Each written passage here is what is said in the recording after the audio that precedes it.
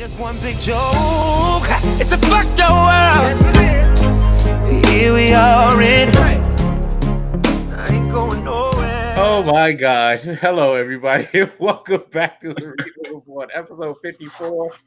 And I guess this is a good start to an episode that's pretty much about nothing, like a Seinfeld episode. That's what I'm gonna call this, the episode about nothing.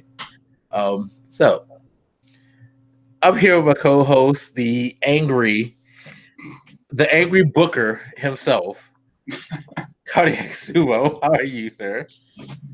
I'm doing fantastic. I'm just trying to figure out why people watch wrestling when it's so fucking terrible.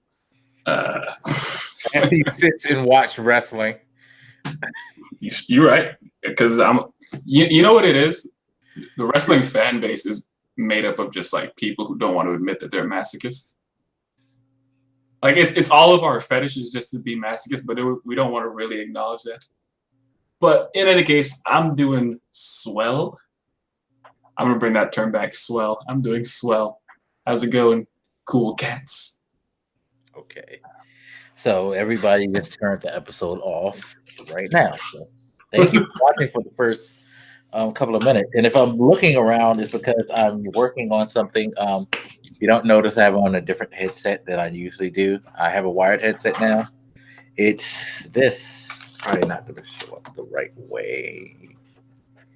That's the back of the box. Get your shit together. And it's still backwards on camera, but Cloud Stinger. The HyperX Cloud Stinger.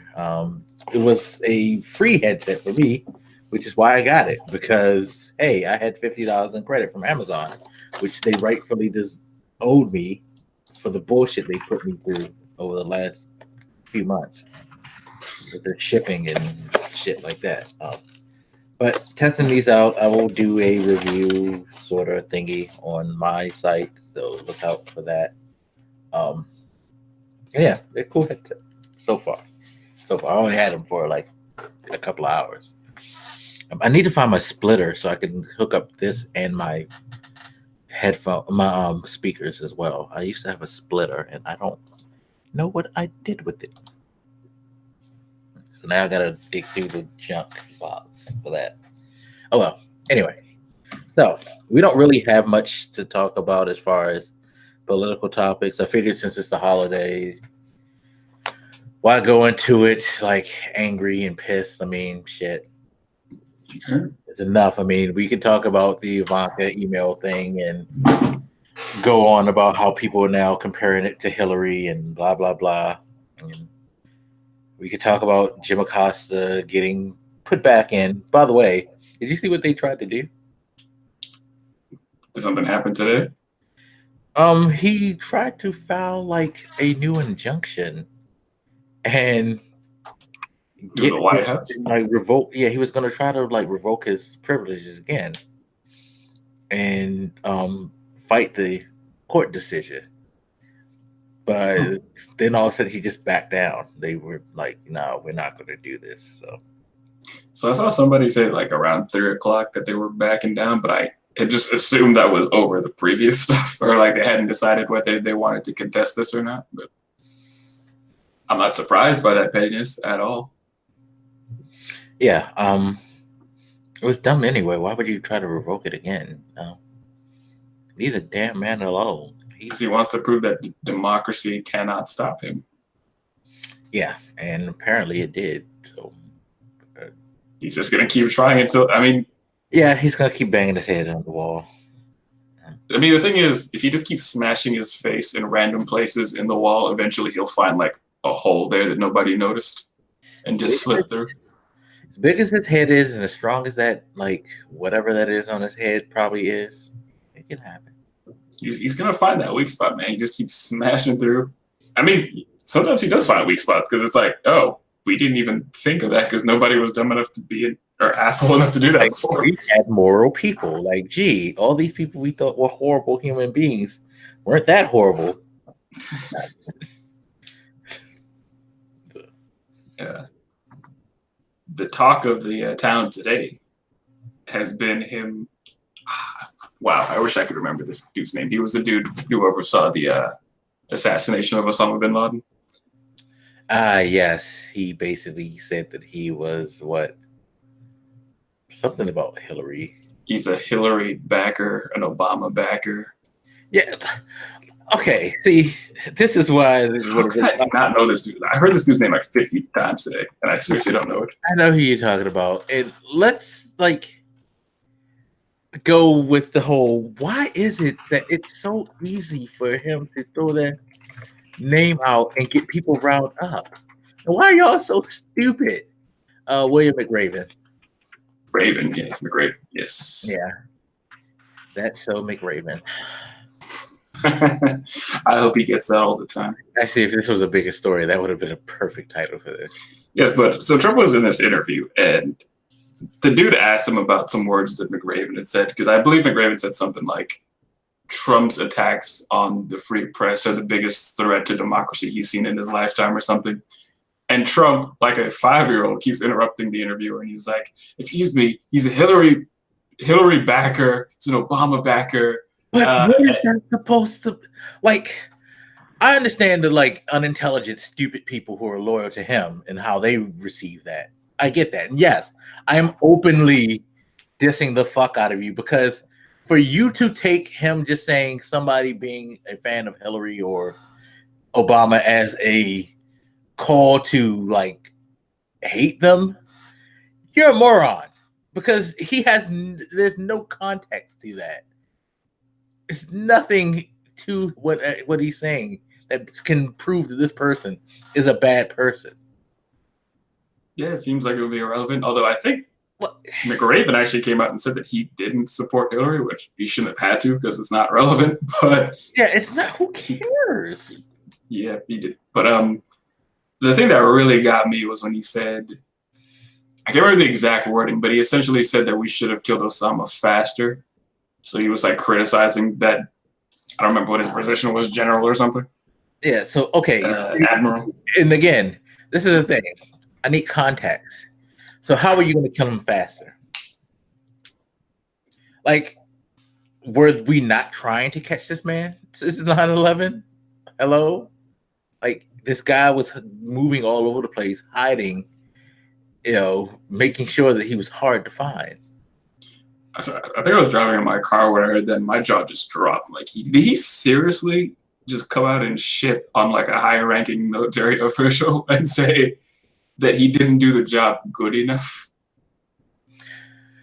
Yeah, and that is, again, it goes to the whole, how is he able to get away with this with people and people to back him when he has no context and no real substance to what he says? It just, again, I'm sorry, but y'all some stupid motherfuckers to me, because I cannot abide by that. Just being told something, I had a conversation with a friend the other day about Hillary Clinton and about Nancy Pelosi, and he was like, yeah, I hope they don't never put Nancy Pelosi there because she's the worst. She's probably worse than Hillary. I'm like, okay, so what's your context of that? And he didn't really have it. And I was like, the reason why you think she's bad is someone made this point on another podcast I was listening to about Hillary and about Nancy Pelosi. The reason why most of us tend to think of people as bad is because all we hear from their opponents is that they're bad. You don't hear a lot of people talking about her from the other side. You always hear the detractors the loudest. So if you got nothing but a room full of detractors constantly commenting on someone, your image is going to naturally be shaped by the thing you hear the most. And that's the thing. I think with the whole Hillary thing, every time I hear somebody's Hillary would have been just as bad. And I asked them exactly how. No one can answer that question because no one knows how. All they know is the rhetoric is Hillary would be just as worse. Same thing with the Nancy Pelosi thing. I mean, I have my issues with her because I think that she was a weak House leader during Obama's first 2 years. I think she didn't do enough to hold those seats. So when it came to that midterm and they got completely destroyed, I think part of that is because of her and her leadership in the House. They bickered way too much over too many things before Obama. And that's why it took so long for the Affordable Care Act to get passed, because they kind of drug their feet in his first 2 years on a lot of legislation. And again, Pelosi was in charge of that, so that's my issue with her. Other than that, she's fine. There's nothing wrong with her. She's not politically offensive. Anything demonstrative that she's done that makes me think that she's a horrible person. So it's like, just because Trump and them keeps talking about how bad she is, how are you taking that and running with it? I don't get it. It's an interesting psychological thing to witness when it's like, I guess if you imagine society or the culture or whatever is like water, you have people who just keep putting little red food coloring drops into the water until it's just kind of red. So it just generally stains your outlook on certain things because, yeah, a lot of people hate Hillary, but they either don't have reasons or I would say they, after the fact, start pulling reasons out of the air. If not out of the air, like out of the conspiracy theory network, like Butcher of Benghazi. Like they hear so many negative things about her that in the back of their head, they just think she's bad. And the people who are really motivated will go out of their way to find things that are bad about her. Like I said, the Butcher of Benghazi thing, or the war on drugs, for example. Things of that nature. They're already predisposed to not liking her, and so they'll find more reasons to back up why they're right about it. Yeah, I totally agree. And another thing I find interesting with her is a lot of stuff they like to blame her on politically tends to come from her husband's era. And it's like, yo, y'all know Bill did that 3 strikes you're out shit, right? The whole drug thing and the institution of the like private prison system where they let private bidders create prisons for them. That was her husband. She wasn't even in legislation until like the last couple of years of his term when she ran for Senate.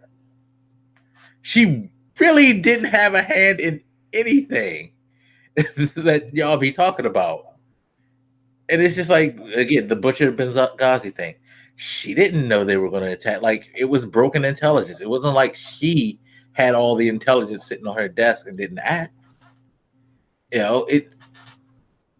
Nobody seems to pay attention to actually what's going on or what actually really happened. It's that whole thing I think we talked about a week or two ago about the whole, you tell a story, it gets to the next person, and it goes on, and then it gets so out of hand that nobody actually realizes that the story that you're telling is completely far from the truth. It was that when we were talking about that video about the McDonald's thing that you sent me from Adam Ruins Everything. Right. It's like that. It's like, the story just moves on and the narrative gets built in a way where nobody actually knows what happened. And then when you find out what happened, you're like, oh, shit, that's what really happened. I think that's one of the things that hurts too, is that when you hear these conspiracy level terrible things about these people, a lot of times you may just not know enough about them to refute them in the moment. So what I find sometimes is that I'll deal with these people who have like very strong opinions, and you can tell they're kind of into this conspiracy theory shit, but they spend a lot of time thinking about like a certain subject and building up all these random ideas about that subject, and they start coming at you about it. And it's like, I've never really thought about it, so I don't have the tools to really refute you right now. Even though it sounds crazy, like I just don't know enough about that subject to even explain exactly what about what you're saying is crazy, but it seems off. So I think that's one thing, is that when you have these people who are so angry and hate a person and delve into conspiracy theories, as a matter of consequence, they've been spending more time thinking about it than most other people.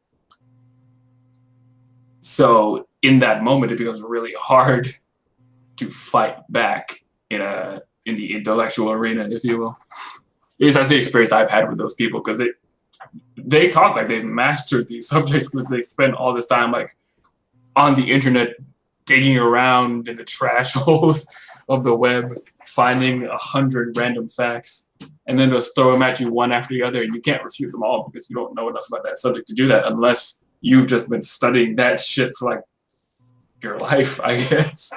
Yeah. And I mean, a lot of the information that we all get sometimes just comes from other people. We don't actually go and look. That's why I always kind of try to say, yo, people, start researching shit if you can. Like, we have the internet.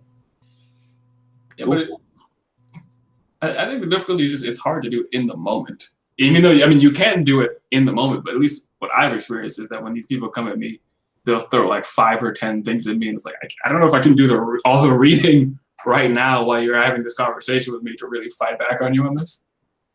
And then you could research it after the fact, I guess. But I think the thing is, it just kind of lingers in the back of your head and kind of taints your view. It's like when you hear negative game reviews. Like, I've experienced it where like I'm aware that a negative review I heard is already tainting my view of something I haven't touched yet, and I still have a bit of trouble like shaking it off when I try to think through it more with my own feelings. Like, it's perfect example, that Batman story where I think it was issue number 50 where Catwoman left him at the altar. I had seen like they had spoiled it like a couple days earlier, and I had seen all these people freaking out on the internet about it. I'm like, I want to read it myself and see why this happened, but I already went and pissed as fuck just because of all the stuff I was reading. I was like seeping into my brain and making me angrier. By the time I read it, I was like, this pisses me off, but it still makes sense for the story. But it's just surprising how much that negative stuff can really seep into your brain without you actually noticing. Because even people somewhat on the left, like, they may not hate a Nancy Pelosi, for example, but they won't defend her either, because even they have negative feelings about her, even if they can't quite explain why. And I think it's because of that, because they hear so much negativity about her, it just kind of seep into their brains too, even though they don't have any direct reasons to dislike her. Yeah, no, it's weird. It's like I have to have a real reason to dislike you. Like, I think Trump has built enough real reasons for people to dislike him. Back on the McRaven thing, the thing that bothered me the most about it, and this might be my brain just being petty, but I started thinking about all these people who, they hop online, they write these like 10-page long, I don't know, spewings of hatred about football players who don't stand up during the anthem, supposedly because it's disrespectful to the troops. And then you look at Trump, and he's disrespectful to military people all the time. This is not an isolated incident with this McRaven dude. You had that Gold Star family. Gold Star? I can't remember what it was. I know what you're talking about. He was ragging on McCain while he was dying and disrespectful after he died. I mean, he's always disrespectful to military personnel if they don't agree with him or worship him, essentially. And yet the same people who will go out of their way to write these hateful, angry posts about these dudes who won't stand up for the anthem generally aren't motivated to say a word about what Trump is doing. And I'm not even just talking about his supporters, because some of them, I know that they don't like him either, but they're just not equally pissed off about it. I don't know why that is. I don't know if it's just because they don't, watch the news or something, and this story doesn't stick out as much to them. I don't know, but it seems odd to me that what to me seems like such a minor incident, like not standing during the anthem, can elicit like a 10 out of 10 on the rageometer for you. But Trump's actual tangible instances of being disrespectful to military personnel triggers like 0 response. Yeah, it's weird. And again, people just totally accept that rhetoric. I don't get it, but that's just me. I mean, it makes sense to me from his supporters because they're a cult, but I see it from people who don't even like him either. It's like they just don't even notice that it happened. Yeah, that's true. There are a lot of people, a lot of liberals who just totally buy into everything. Like, what was that someone posted? It was something during the election where everybody posted this. I saw this article going around. What was the thing? It was something in reference to someone who actually lost, not losing, like before the counts. Like they were trying to build up this whole thing, like, oh no, it's a dead heat, so you guys can keep voting till 10 because that's what they said. And it was like, no, this ain't a real thing. No one did that. But people will spread like stupid stuff like that on both sides, like you said, because I don't know. I don't get that type of thing. Like especially on the internet, I try to be as careful as possible about misinformation because that shit is a killer. I feel like a lot of people don't realize how much misinformation there is, especially in like the form of meme, because some of them look so official, like they were put out by some sort of, I don't know, government agency or something. I think people are too, I don't know if trusting is the right word, not cognizant of the fact that there are so many actors out there trying to trick you, and not cognizant of the consequences of sharing it forward. Some of these things I just go and look up in like a second, and I'm like, yeah, this is bullshit. These numbers are bullshit. I don't know where they came from. This story didn't even happen.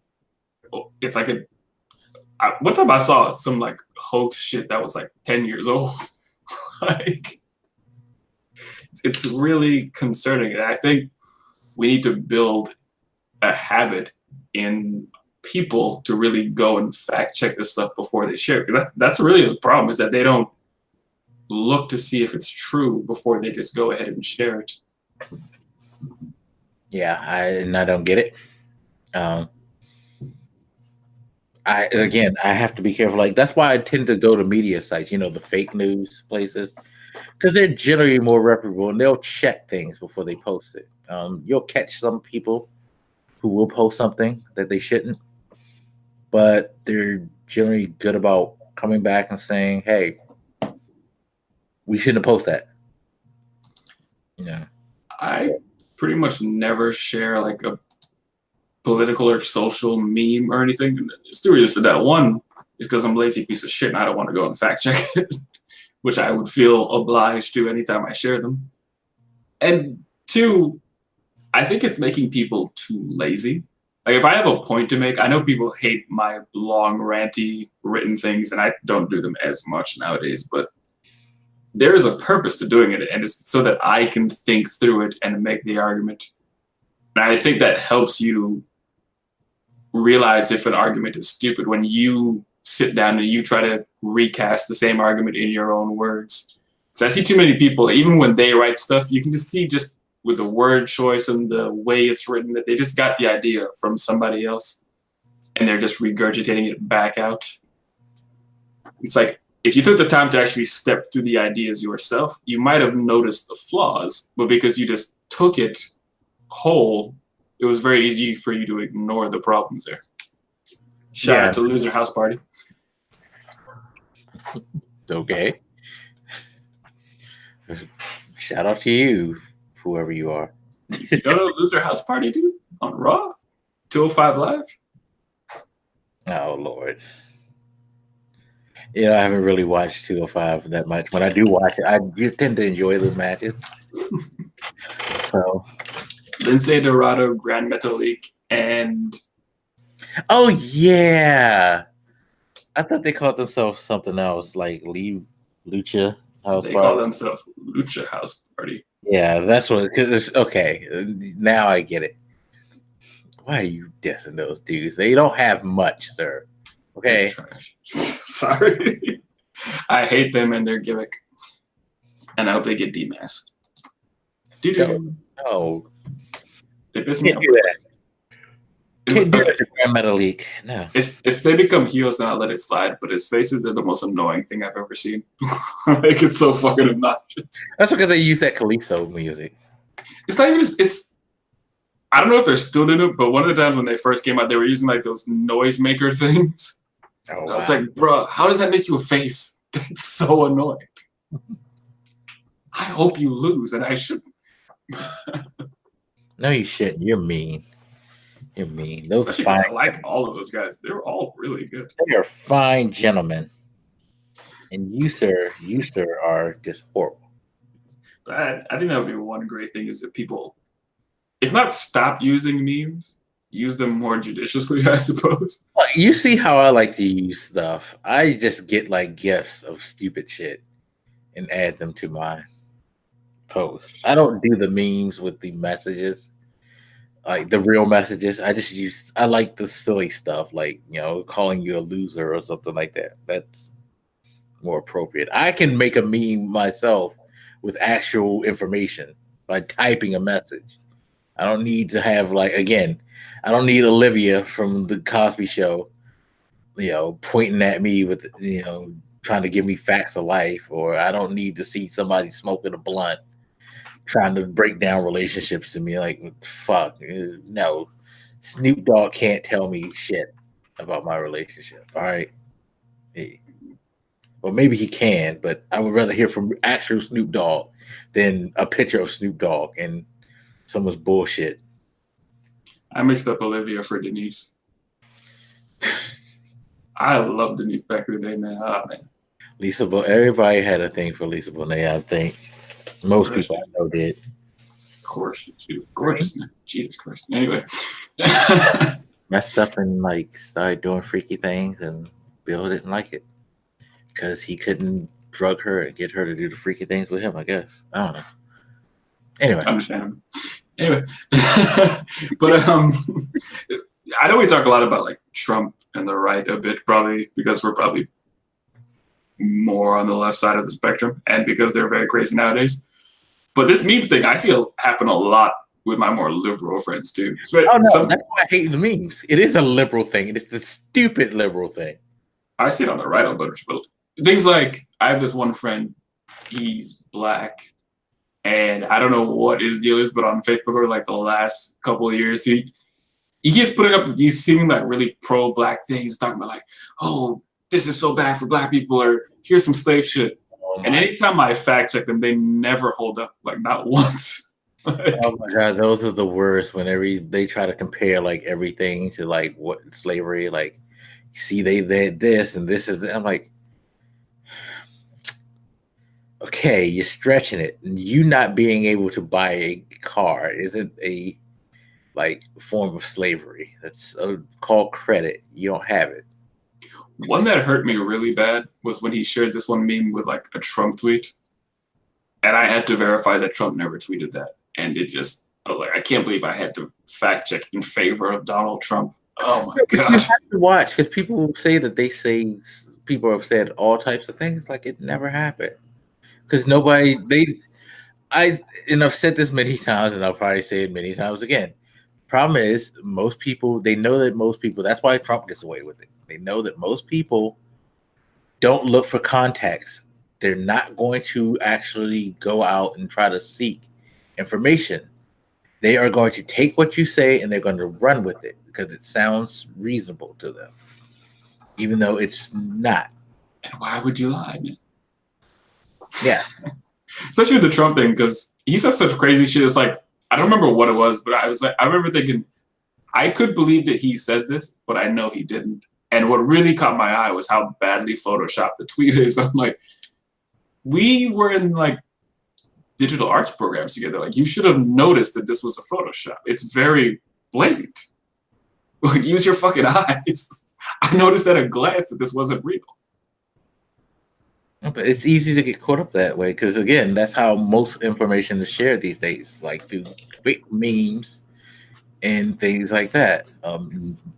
Nobody really has time to actually sit and read an article and find out what's happening, That's why you start to see media do the like quick grab things. Like, what was that I saw the other day?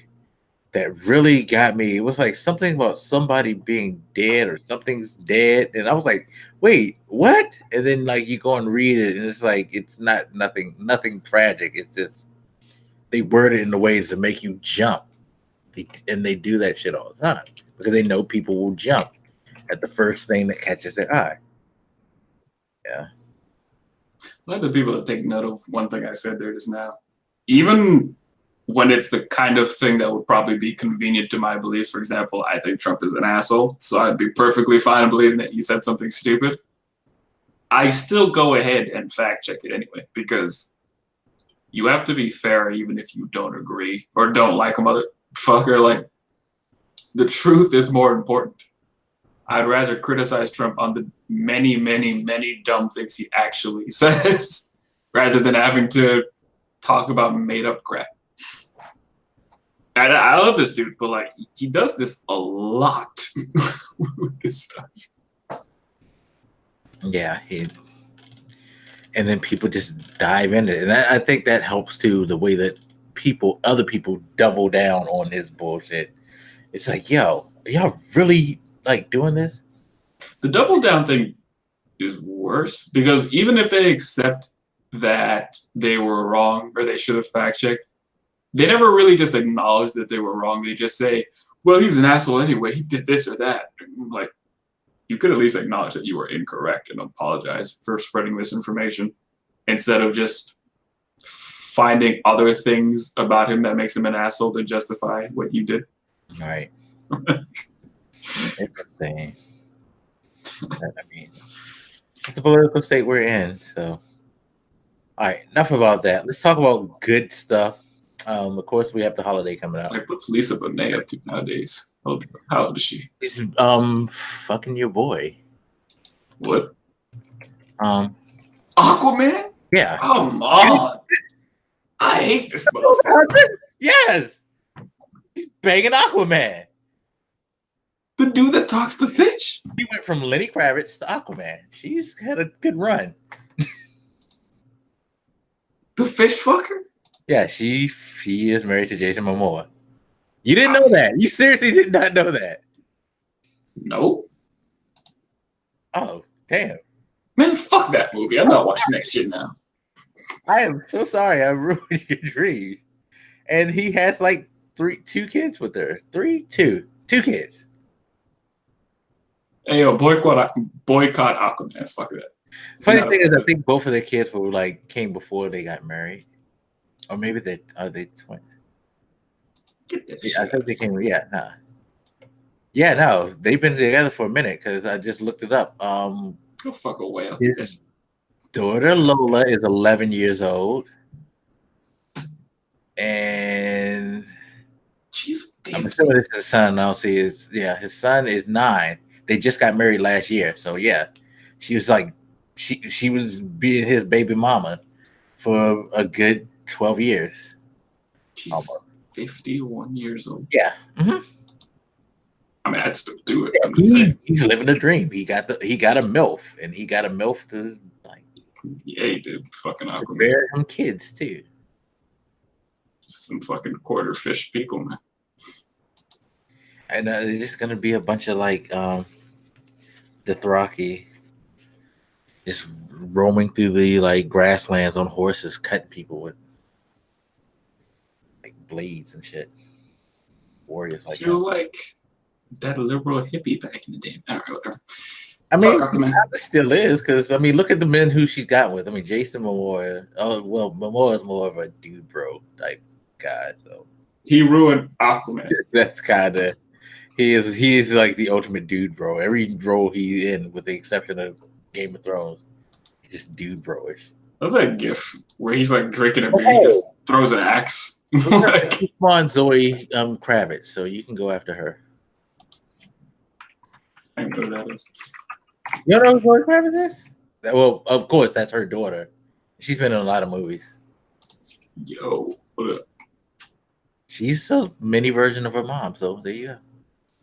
She's like the second cousin. Oh, she's getting married. Oh, my bad. What? Oh shit! Who is she married?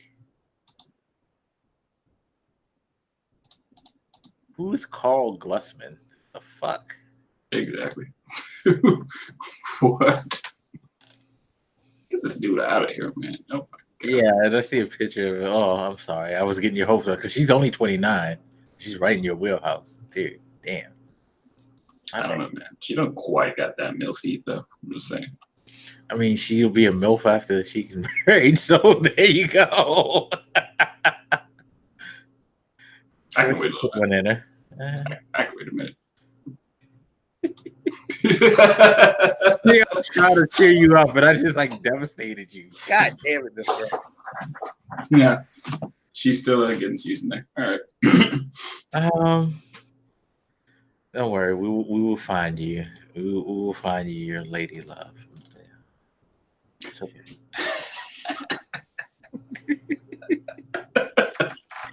Ladies, any women watching? I'm asking.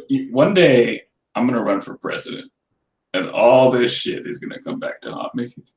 It's gonna be some random women. Like, remember you did a podcast. You talked shit about this. What does MILF heat mean? I mean, can't we just focus on policy, though? All right. I thought the question was about women's rights. What are you talking about? Yeah. Oh, I don't know if I mentioned, but I did my first little Extra Life thing the other day. That shit was.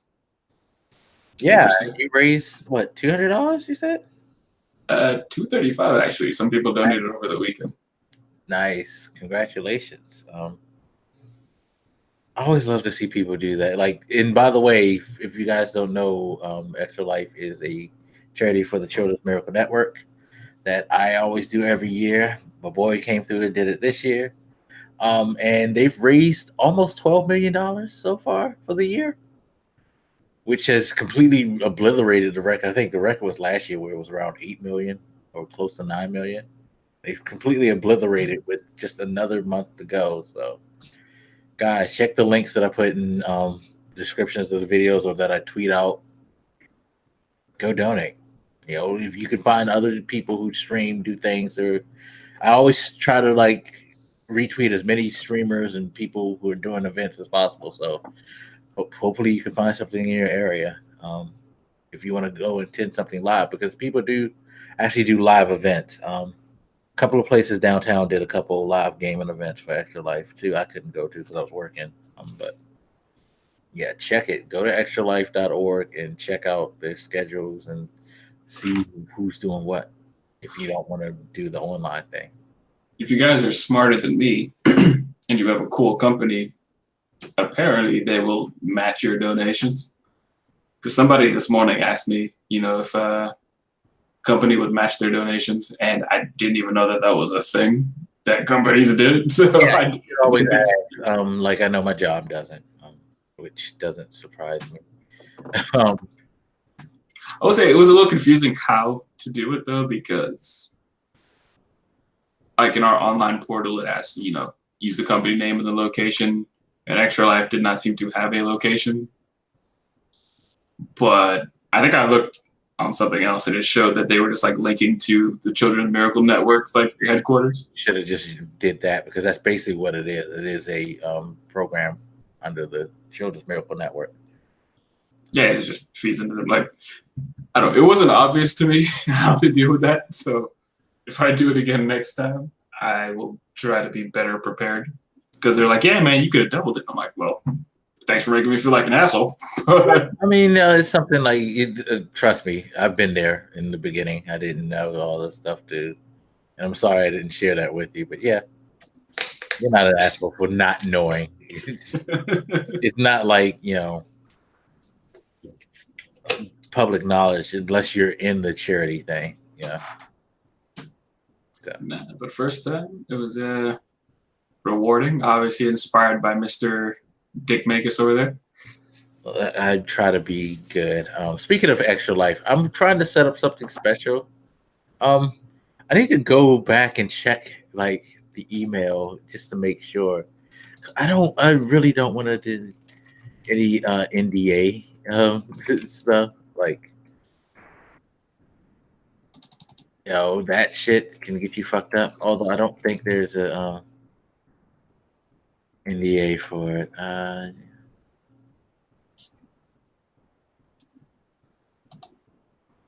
Yeah, I'm gonna assume that there is no like reference for me not saying anything since I can actually stream this live anytime I want. So, if you guys don't know, I have a Twitter account. You can go uh check out all the stuff I scheduled. But I put out a tweet a couple of days ago where I wanted people to vote, and at the time of this recording, I believe we have 75% of y'all wanting me to make an ass out of myself. So reason, and this is the reason why I got these, because I needed a wired headset to kind of feed off on. So what we're going to be doing is possibly doing a karaoke string if I can figure out how to do that, because Twitch has this thing called Twitch Sings that they're trying out. It's a beta program, and it lets you basically do karaoke and get rated and let people watch you sing songs horribly. Let me see if I can open it up really quick. Hopefully it doesn't dump my stream for this while I'm doing that. As I open this game in the background. I feel like I should play some StarCraft for some reason. I don't know. Nerd. Oh my god. I really want to play some StarCraft right now. StarCraft? StarCraft is the shit. I will kindly ask you to calm yourself. You gonna play some D&D after? You fucking nerd. I actually don't play D&D. I've never played D&D in my life. Yeah, right. I've never played any of those like Tabletops. tabletop role playing games. You know, I don't know if I'd be. I guess there's no skill involved. You just do it. Like seriously, like I honestly don't like, because I see people watch playing and they pretend to do this and that, and I'm like, okay, like I don't. That's not the type of role playing I'm interested in trying. But okay, I've role played like a video game. really, and she was fine with that. Asshole. I mean, like. I'm like you wouldn't do, like you just have a character. And okay, you no, because I'm saying like, so what game did y'all like? Like, wait, we're about to get a like really good podcast story here. Oh, dude, it's like a Final Fantasy 4. Yeah, Final Fantasy 14 had a character. It's like I was in college and somebody was describing role playing to me, and I was like, well, that's fucking weird. And they're like, try it, dude. You'd be good at it. You're a good writer, and blah, blah, blah. I'm like, no, you sound like a freak.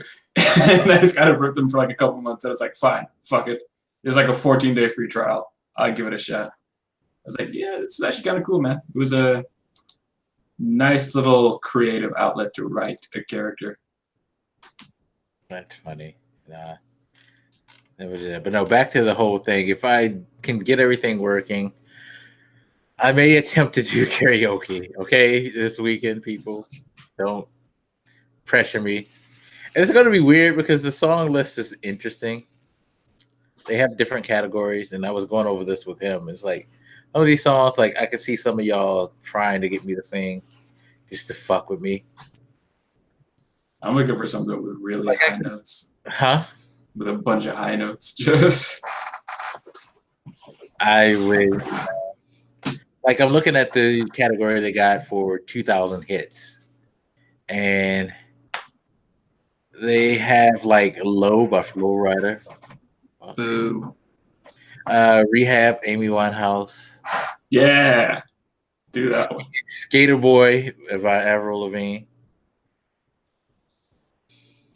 What the fuck they got Afro Man because I got high. I feel like it's the easiest karaoke song in the world to do.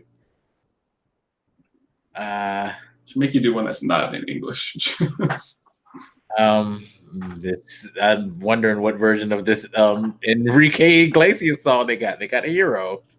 I don't know if it's in English or not. Bad Romance, Lady Gaga. They got a couple of Alicia Keys songs, so that could get you high note things. If you're really like fiending to hear me break my voice. They have some like movie and show tune stuff. Like they got Grease. Like I will actually do a Grease song, especially if I have some alcohol, because I love Grease. Get you a And they nice got wig. like, Get you a nice wig with the slick back hair.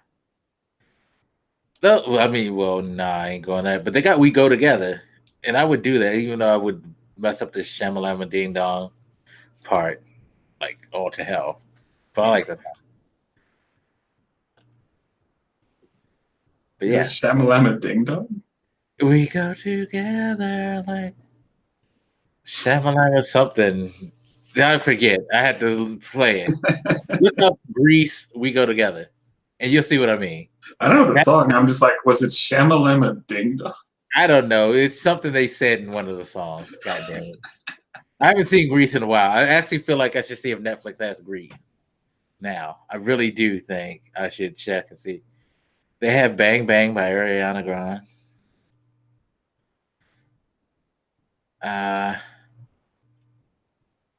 Okay. Oh, they got Lenny Kravitz song. They got Royals. Everybody knows Royals. Song's trash. Huh? Song's trash. You don't like Royals? I don't know. I like Royals. It's a good song. It's a good song, sir. But yeah, they got a lot of stuff, and I will talk about this more on Twitch. They got disco. I mean, come on. Who doesn't want to sing I Will Survive? Disco is the shit, man. I really wish they had some Bee Gees, though. They need to get Bee Gees. They get Bee Gees, and I will fucking like try to be Barry Gibb in his high ass voice all night long. Oh, I'm sorry, I misspoke. I meant disco is shit. Oh, heel turn. You are no Becky Lynch, sir. So good day.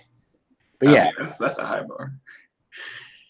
yeah, you're not even Natalia, okay? Bruh, you need to chill.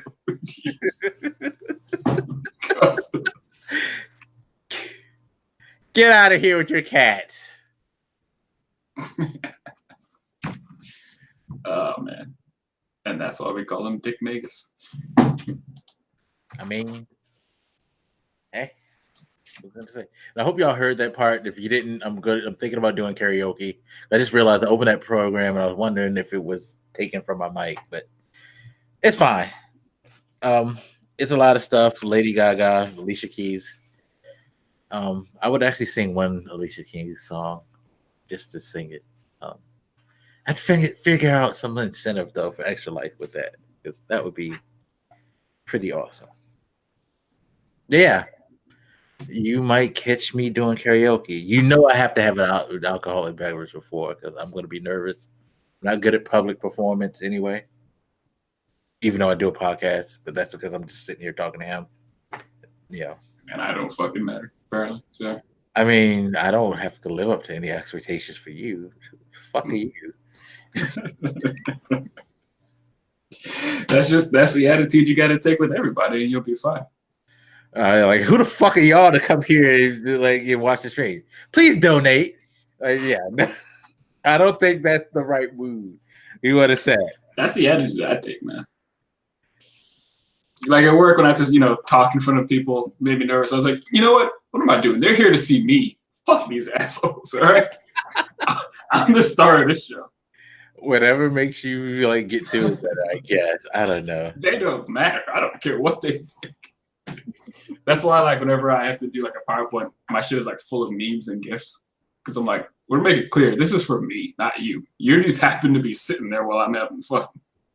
Okay, who's the dick out of this group? That's how I learned to be in front of you. Heels in wrestling taught me how to be. But you know what? When you saying that, it makes perfect sense, because they say the best way to get a wrestler to be able to talk is to make him a heel and just have him say like whatever the fuck he wants, and they get comfortable that way.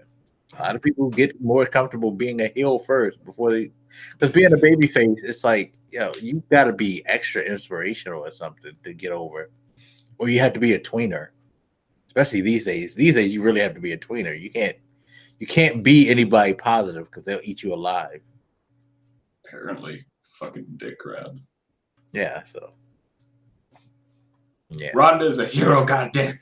Yeah, it's like Rhonda, like in her fucking shit, like she leans towards the heel side a lot of time.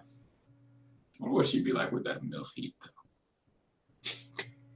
What is this?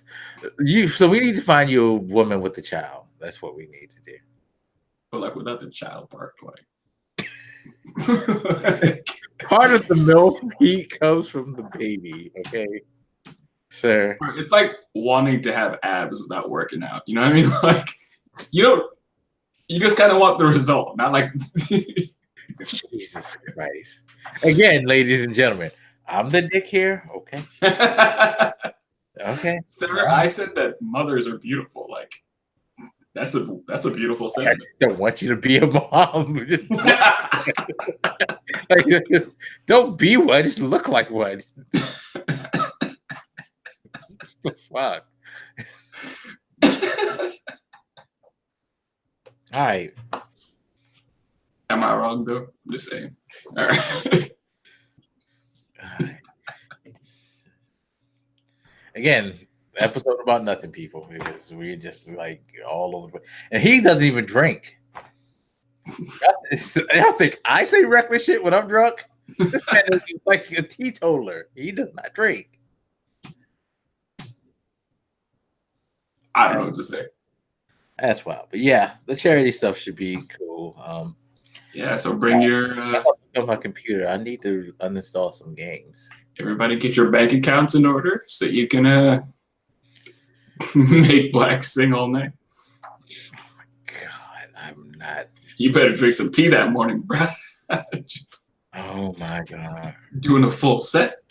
This concert is going to be 3 hours long, at least. Hey, yeah. Nah. Singing and dancing and everything. I'll play around with it offline. Got some crazy lighting going in the background. No, no, I'm not written strobe lights and stuff like that. Come out dressed up like Lady Gaga.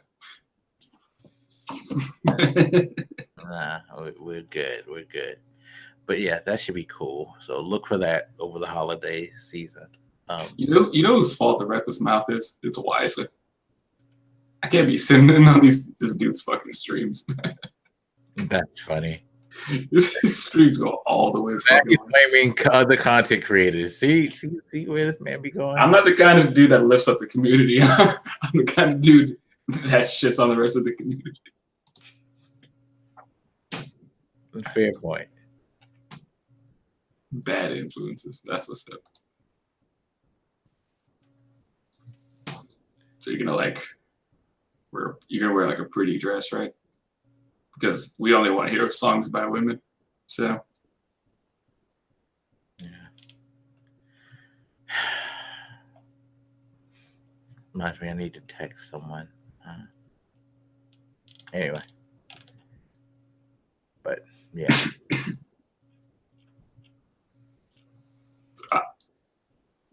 How far do you think you are through Red Dead at this point?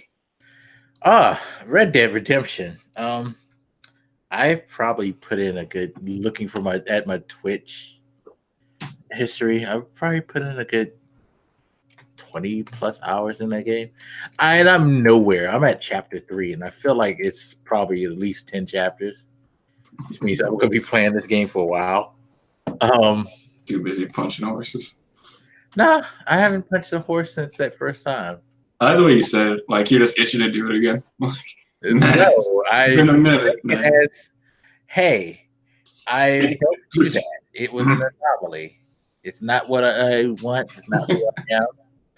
Not what I'm into. Okay, people. They fucking randomly punching horses. What type of shit is that? No, that was like I don't know the controls because the controls suck. Sorry, the controls are not good. They're cumbersome as hell. They actually sent me on a fishing mission. I was like, yo, I hate this fishing thing. Fishing thing is so uncomfortable. Like all these buttons to fish.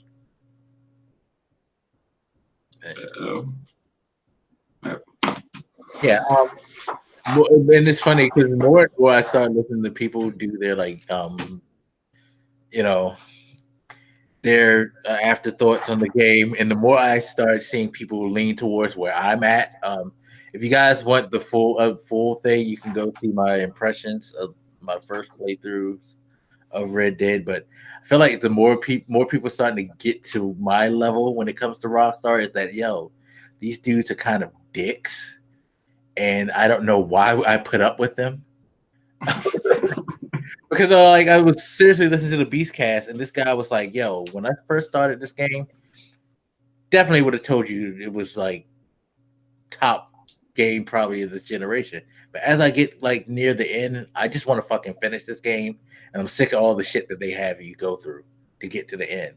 And he was like, "I don't even think it may be in my top 10 for this year at this point, the way it has me feeling." And I was like, "Yeah, that's a Rockstar game." Because it's way too much meandering. Not even in the top 10. Yeah, that's how pissy he is, because he's like, yo, it's like I just want to do the mission, but it's like everything they do is like there are some things, and some of the things he was calling out reminded me of some things that irk me, like during missions. There'll be times where you don't control it, so you can't control the speed of how you go. The game automatically sets you to a slow pace. So you have to sit there for like a 10, 20-minute trip because this is the Wild West and you're on a fucking horse or you're on a fucking wagon. It's going to take a minute to get someplace. And while the conversations generally are good, it takes like forever to get to a mission. And it's usually like something like most shootouts will take a couple of minutes to take care of. So a mission probably averages about 20 minutes with about 3, maybe 5 minutes of it, you actually doing something exciting. I heard it sheep for the first time. That was a great mission. That was a great fucking mission. Herding sheep, fishing twice, done 2 fishing missions. Done a couple of runs to the store. Yeah. But it's like that's what Rockstar does. They pad their games with bullshit sequences, and then when you get into a firefight, you're like, "Oh shit, action!" And then you're getting shot up, and then you go back to the meandering, and it's like, yeah, it's cool. You have the people that you can randomly see. Sorry for all the NPCs that I accidentally killed in my in my quest for justice for you. There's that video clip of me running up on that guy about to get like by the water. In the water. I fucking started blasting, and like one shot hits him in the head, knocks him in the water. I was like, "Oh shit, you were supposed to die. I was supposed to kill the other dude." So this shit isn't an isolated. I feel like you don't even try to identify who the victim is. I did. That's the thing. I was trying to You shot him first. What do you mean? No, because you know how Rockstar games they have the auto lock. So if you hit you hit the L2 button to lock, and you hit R2. It's like I was trying to do it quickly enough to kill the person to his left. So I'm pointing towards the person to his left, but it snapped onto him, and it shot. I'm like, I did not want to kill him. I was trying to kill that dude. So again, part of the control thing, because it was like, yo, I literally was not trying to shoot that dude. And if in a situation where you're saving somebody, shouldn't they not be auto lockable? I don't know. Whatever, dude. I just actual intent to kill them, which I didn't, but it was like, okay. I just imagine you seeing some dude trying to snatch a woman's purse, and then you run up and rock that woman in the face and be like, "Here you go, sir. She should have been giving you such a hard time." Whatever. No. Whatever. Or it's just like when I saved the 2 black people they were trying to lynch. Like, yo, I shoot 2 cops. Like, well, they weren't cops; they were the people riding the wagon. But I shoot them, and all of a sudden, a whole fucking posse comes out of nowhere. It's like, were y'all like hiding under the grass or something? Like, because it was just those 2 people carrying these slaves. There should not be a fucking posse coming after me. After that, you know what I mean? I bet Doesn't the that slaves make were sense? working with them. Huh? I bet the slaves were working with them. They're just bait. Well, no, because the slaves gave me like some information about finding something. I couldn't hear it because of all the gunfire It's and me also trying another to stay trap. alive. Luckily, I didn't kill them because I was scared I was going to kill them. Like, yo, there's too many horses and shit like this. Like, what is going on? The game can break down this is like chaos that's not fun and it's cumbersome. Again, controls are cumbersome. That wheel is just awful. Their fucking menu wheel is god awful. And yeah, so it's like I do enjoy story elements and like characters in the game. There's some really cool people that you meet, you talk to, you interact with, that you do some things with. But yeah, I just feel like it's just gonna be me just like twiddling my thumbs. And it's weird because I can see the argument made for Assassin's Creed Odyssey the same way, although I think Assassin's Creed Odyssey pads it more in that they don't make it so easy for you to level up. So for you to get further along the story, you kind of want to build your character so you can survive things. So they kind of do the RPG kind of thing, which doesn't bother me that much. Because I understand you want to be good enough to take on the challenge. You don't want to just run in there and just get murdered. You know, that makes more sense to me. Um, but yeah, this is just like, yep. I haven't even met a like poacher yet, which I'm trying to find so I can start selling skins. Like where I don't know where. Like it's a lot of stuff that I haven't found yet and unlocked yet, which is bugging me because it's like again, I've spent about 20 hours with this game. Shouldn't y'all have introduced me to all these systems first and then let me choose like what I want to do? So I can see the argument that all that somewhat tedious stuff, like having to ride slow and all that shit, is supposed to be part of the appeal of like really trying to immerse you into the old West life. I remember I was being a dick a little bit at the time, but like watching you slowly ride on the horses, that fucking music played. I'm like, man, that fucking banjo shit is really is feeling the whole West thing. Like, oh, okay. I feel like the music signals to you, like, yep, you got a minute to go because it just has this like somber twang, like, yeah. It's the kind of music that like it would be weird if you suddenly just started galloping to. It's like, no, I feel like you have to go slow with this music. Yeah. That's not defending it per se, but I could see the argument being made that they do that on purpose with the intent of making you.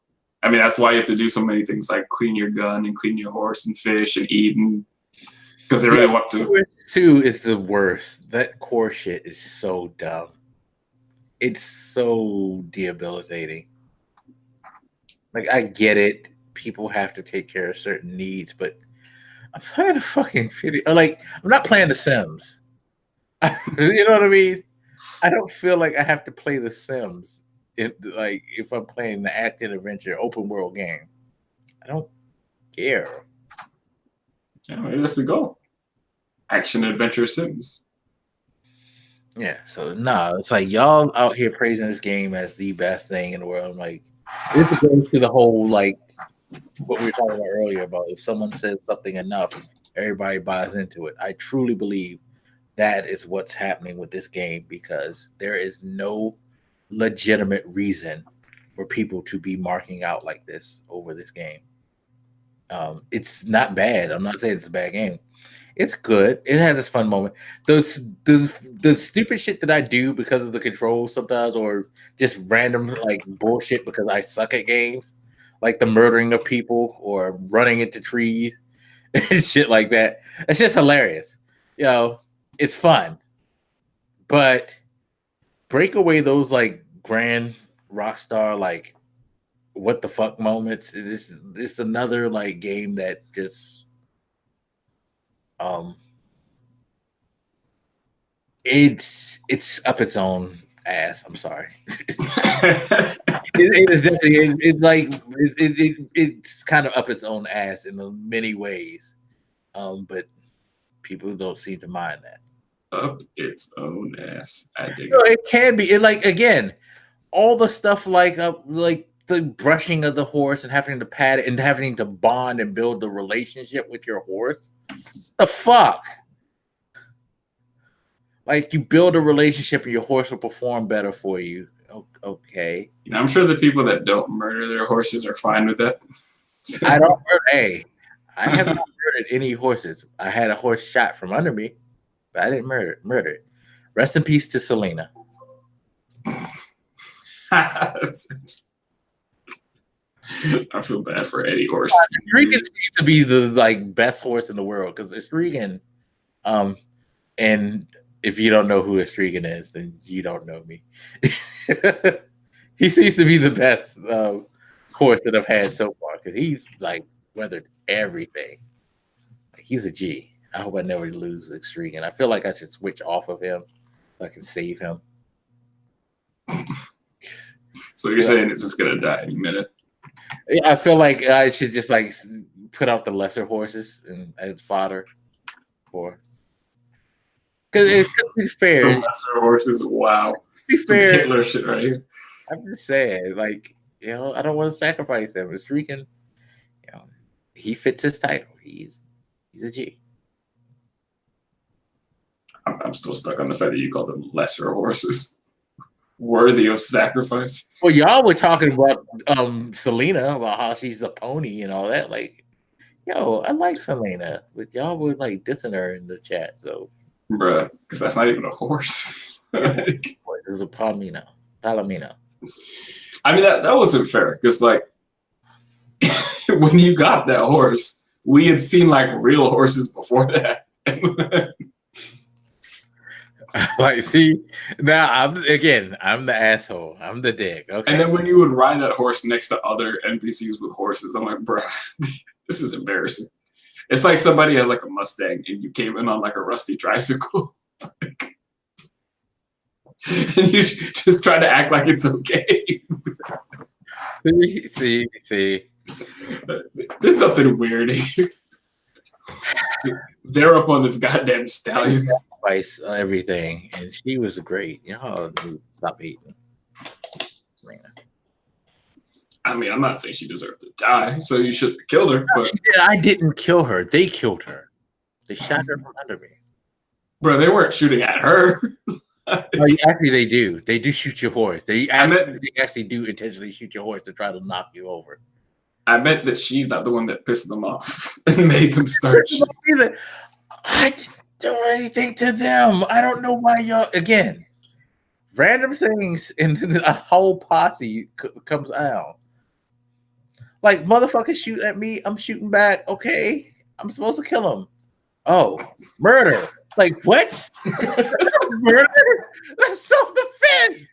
The fuck type of shit is that? I mean, to be fair, there's no way to prove that it was self-defense. Like the bullet that whizzed by me or like hit whatever. Go find it. Like, this is why they needed forensics back then. Whoever was just still standing was just a murderer. Like, why isn't there a cowboy CSI to like figure this shit out so y'all would know like intent? Again, the horse punching thing, accident, animal abuse. What? I mean, accidentally punched it once. The animal kicked the shit out of me. I think that's the retribution. My ribs are cracked. You did kick the dog shit out of you. That was awesome. Like, I felt like that. I felt like I should have got the dead scene. As hard as that horse kicked me. I really don't think that you should be able to survive that. But no, and I am the criminal. Okay. All right. I think their detectives do fine work. You know, they saw the body and they saw you. They put two and two together. The body. There was my body laying on the ground. You know? So look, man, don't question the law. That's your problem. You don't respect the law. I don't respect the law in this game. This game's law is whack. It's like ridiculous. Bro. If we had that kind of law nowadays, there would be no more crime. These motherfuckers are elite. Yeah, no, like rolling up on me while I'm fucking asleep. Like, yo, that motherfucker there.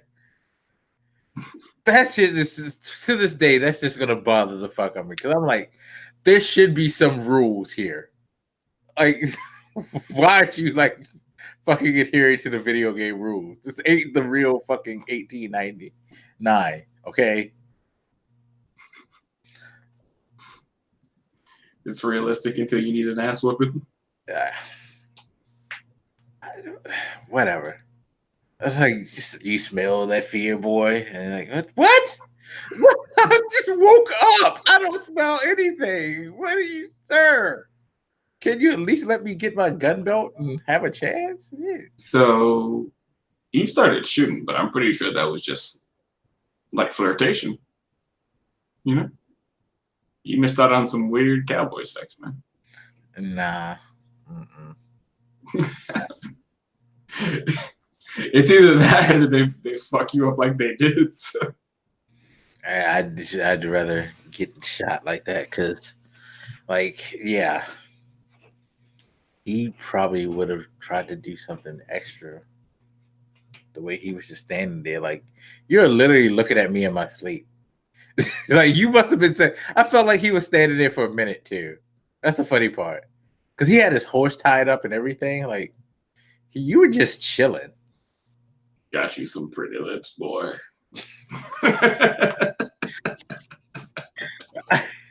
It was a violation. It was a violation.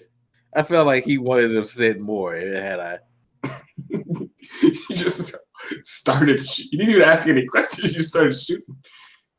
Well, if you were sitting, you were like camping in the middle of nowhere. You wake up and you walk, turn around, and there's a guy with a gun pointed at you, talking about you smell that fear, boy.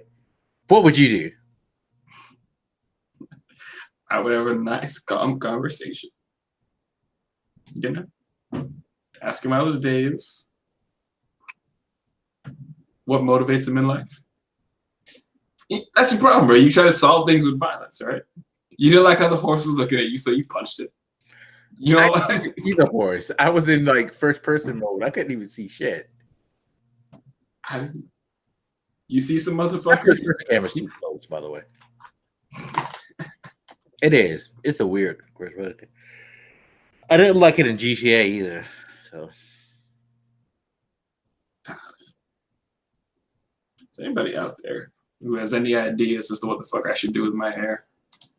You should like chime in and send me some screenshots or some shit. And get it like Lenny Kravitz. That's not happening.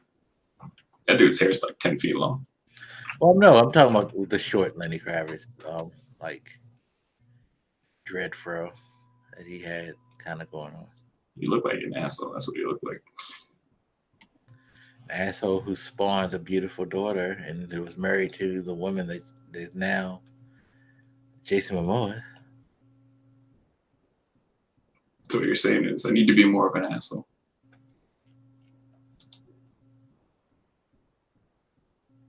So, I don't know. Maybe I'm racist there. I just don't like that shit. I don't like froze. You know what? I would take that back. I don't hate froze. I don't like it on me. Finding that shit way more attractive in women nowadays. A lot of women embracing that natural hair shit, man. I love the natural hair thing. Looks fucking amazing.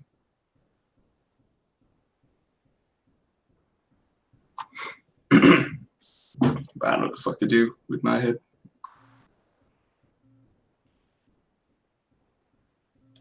I don't think I've really cut the top in like a year now, so it is fairly, at least longer than it probably looks. I can like stretch it down to like my fucking eye at this point. Mm-hmm. Yeah. All right. So I feel like that wears out white people too. They're used to seeing hair that curly because sometimes I'll just be at work and I'll just like stretch it out like way down or whatever. And I can tell that they're just like surprised that it's that long. I'm not. It looks like my hair used to be like that, so I know. When I was younger, I could grow hair like that. Now, Now you gotta wear a wig. A blonde one. Whatever color Lady Gaga's hair is. no, I'm good. I'm good. All right. So, any other topics we want to touch on before we close out on the holiday? I know you're going to be spending it with your family, so have I fun. feel like we should stop celebrating these man-made holidays. I knew that was going to come up somehow. I'm not going into that conversation. That's all I'm saying. We can leave it at The that. worst thing, like, oh my god. I'm not even going to mention why he referenced that because it's going to send me down like a long too. It's probably going to get me in trouble too, people. Even though I probably don't really care because stupid makes no sense. So to be clear, guys, like sometimes I don't say things to really start a conversation. I'm just like sliding in asshole comments that you guys probably don't know. Exciting, like my ire. Because I'm sure you guys probably notice things that just don't seem to go anywhere, and it's just because I'm a dick. I have no intention of having a conversation to that stuff. I'm just like that. Because I know it'll piss off Black, and it'll send him to sleep angry, and that's all I really want in life. To make others suffer. Isn't that what the holidays are really about? Really about? Man, this Christmas shit is getting out of control here. No, I can tell you what's getting out of control. This neck shit. I need people to get off that neck, dude. Oh my god. Have you seen these crazy memes? With thick neck CJ or whatever the fuck. Yeah. Yeah. Like, seriously. Y'all, calm down. I don't really understand why, but I don't know, but it's like they need to be killing me. Like I saw Star Trek: The Next Generation, and they had him like looking like what's his name? Like Worf. man, this dude's killing it. Hey yo, speaking of killing it, so you watched the pay-per-view for WWE. You saw Enzo Amore like bum rush the show, right? Yep. Look at your Twitter DM.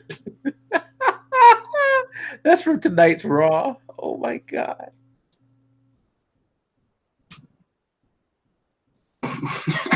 Yo. Oh my god, Enzo Amore. So for you guys that don't know, last night was WWE Survivor Series 2018.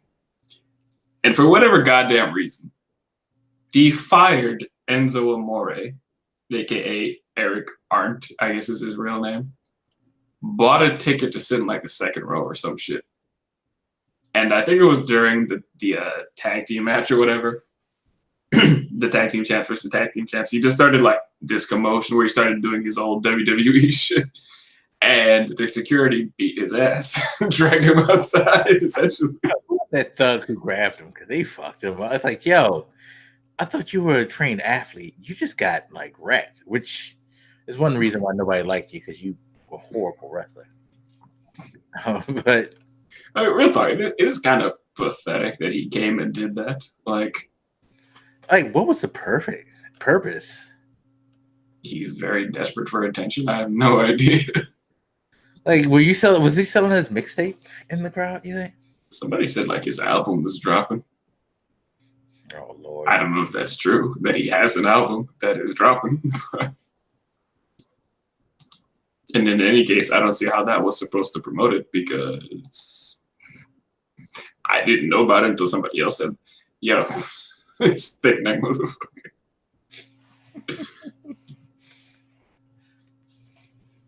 Yeah, that was quite interesting.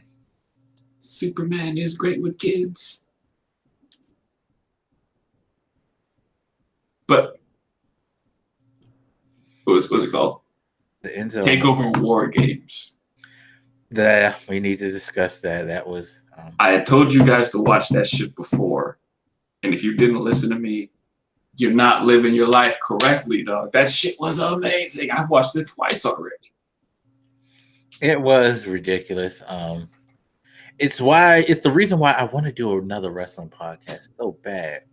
But I don't want to do WWE. Oh my god. 4 matches.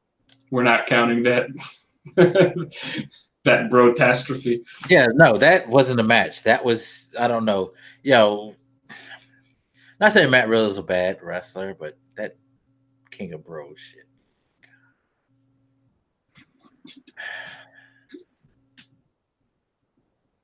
Not sure why you hating, man. Everybody likes the bro shit. Clearly, because they just, I don't get it. Bro. Shut up.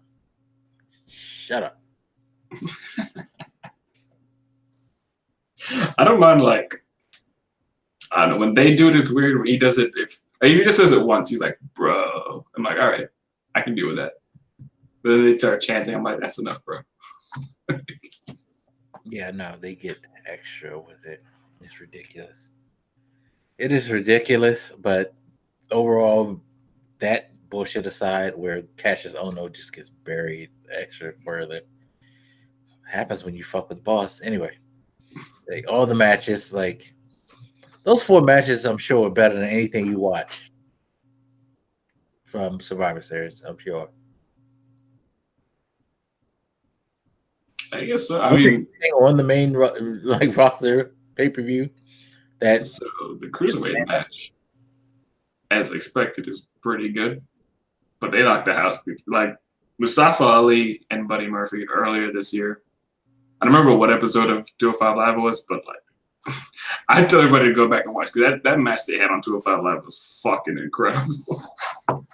They did a spot on Survivor Series where I think Buddy Murphy standing on the table or something, and Mustafa Ali runs up and then gives him a Spanish fly off the table onto the ground, which is only topped by the match they had before, where they did a Spanish fly off the barricade through the announce table. Man, these 205 Live motherfuckers are not getting the attention they deserve. No, they're not. Because some of these matches they have are fucking Mustafa Ali versus not Kenta, Hideo Itami. That match is awesome. Yeah. No, they have some really great matches and matchups and wrestlers, period. But Vince don't like little people, quote unquote. I know what you mean. Fucking that 8-pack dude is massive. Yeah, I know. Like Tony Nese is fucking ridiculous. Or fucking Cedric Alexander. Like these dudes are great athletes and they're great wrestlers. But because they're not huge 6 foot something, 300-pound dudes that are extra ripped. I watched Tony Nese on like Sheamus's, I don't remember the name of his YouTube channel, but he does like workouts with some of the wrestlers. He tries to copy their workout. And he did Nese's, and I tried a couple of the workouts. It was like an ab workout. I tried to come like, yo, these are actually hard as fuck. I can't even do this. I got bitch abs. I don't know how he's doing that. Yeah, I mean, I had a whole new respect for Tony Nese. No, he's a genetic freak. Like, your fucking stomach, you look like you have like negative 10% body fat, not just like 0. Because like the particular ab workout he done, I'd never seen it before. I'm like, it can't be that hard. I'm like, nope, it's hard. Oh no, okay, I'm gonna lay down. I'm done. He did them a lot. But I mean, yeah, 205 Live, great matches. As pissed as I was at the end because of the crowd reaction, Ronda Rousey and Charlotte was actually a pretty good match. Yeah, I heard it was, and I guess until Charlotte started beating the fuck out of her, it was still good. Like the only thing that really bothered me was the fact that the fans booed Ronda, which I don't understand because like right before we started, Ronda was there and it seemed like they're cheering her. So I don't even know why they were mad last night. But they actually had a killer match, man. And Ronda got the absolute dog shit beat out of her. She looked like yo. Yeah, she did look. She looked like she actually was beaten. She had bruises and guts and blood. She got hit in the fucking head with that kid. It was like, she had a big red welt on her face. Yo. Yeah, she looked like she was in a horrible fight that she shouldn't have picked. Fuck storyline stuff. Charlotte needs to be suspended for being reckless with that kendo stick. I mean, god damn. Did she steal your husband or something? Like, what the fuck was that? Yeah, I was kind of curious as to what the motivation was at that point. She didn't even look like she was trying to hit her safe. She hit this woman in the head like a lot. Several. You know, like when you see them hitting wrestlers with foreign objects and they kind of wait for a good position? Charlotte didn't wait at all. She just kept hammering this. She didn't care where she was hitting this woman. It's like, if it's a part of your body, I'm hitting it. To be fair, Rousey is one of the few people you probably could get away with that because of how she,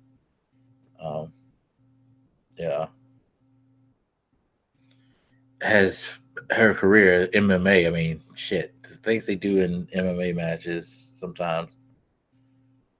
Oh no, sure. I'm certainly not saying that like they did something wrong. I'm sure they both agreed because Ronda is all in. And she deserves respect for that because I don't see Brock taking that beating. There's no way Brock would say, yes, you can beat me with a kendo stick for 5 minutes. Brock would give that beating, sure. Yeah, beat the shit out of you, sure. No, Brock, we want to know. I will beat the shit out of you. Brock does not take that kind of ass whooping. Nope. Paul would never let it. But even the Bryan Lesnar match wasn't bad. It was a lot like the Lesnar AJ Styles match before. Yeah. Dick Bryan kicked him in the ding ding, so it was great. He just stomped on his fucking face. He's not even like trying to be graceful. Like, what way you just like kicking this dude on the fucking ground for like a minute? I was scared of that match because I feel like he like don't care enough to even try to be safe. I got scared with a couple of those suplexes. I'm like, yo, I think I don't know if I tweeted it, but like I'm like the second suplex. I was like, nope, done. It's not worth the risk. Get this motherfucker out of here. Call off the match. He just throws you around like fuck. And like seeing that Bryan is so much smaller, he probably like extra did it. Like when he did it to Cena, the 17. You know, yeah, they were done in a way, and Cena took it in a way where it looked brutal, but it wasn't that brutal because I don't know, a couple of those he was dropped right on his neck. Like, that's the thing with Bryan, his neck. You don't want him to have that happen. I mean, with Cena, Cena, he took like 50 suplexes. Yeah, and that's why I was like, with Bryan, you don't even want him to take one wrong. And he got up and he kicked the dog shit out of Lesnar, though. I guess it proves that he's okay. Which, I mean, I have said it is weird that when we watch Bryan in a match, we get so concerned, and yet with all the medical scrutiny he gets, he should be the same. Like he cares. He just like going like fucking all out. Like, yo, shouldn't you relax? But I was saying, like, with all the medical scrutiny he gets, because I mean, I don't know if it's still the case, but when he first came back, I think the deal was after every match, he had to go and get checked.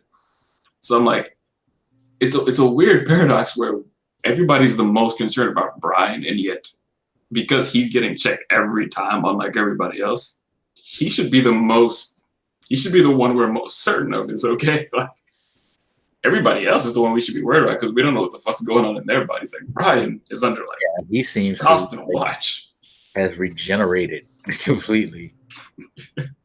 And the fact that they keep letting him do it, I'm like, maybe we need to find some way to let go of these fears because theoretically he should be fine. And he's proving to be fine. And they've got him under close watch and they still let him have the matches. So if anybody should be like, have that sign of approval, it's him.